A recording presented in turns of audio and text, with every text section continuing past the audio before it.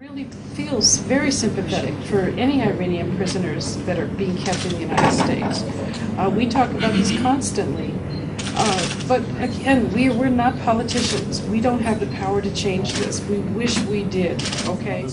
Yes, you know, this gesture by the Foreign Minister of Iran, Dr. Mottaki, has been wonderful. This humanitarian gesture and the use of the word humanitarian has been so important to us because we have said that from July 31st, that this is a humanitarian case. And we know our children need to come home, and we want them to come home. And so this humanitarian gesture we are grateful for from the Foreign Ministry. And again, gratitude. Gratitude is the biggest word. Gratitude to the Iranian authorities, to Mr. Mottaki, for allowing us to come and visit our children. And, you know, I'm very sympathetic with anyone detained anywhere.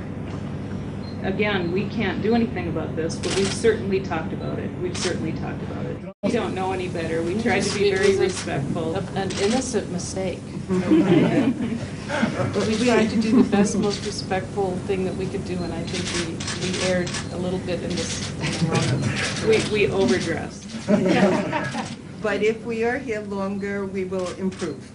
Our daily routine, we see each other twice a day. We exercise a lot, read a lot, study.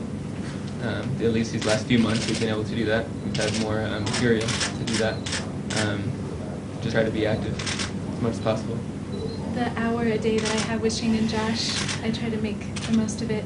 You know, we sing together and tell each other stories about our lives. We know everything about each other. We try to just give each other a lot of love and support in the little time we have together. The rest of the time, I exercise and read. That's all there is to do.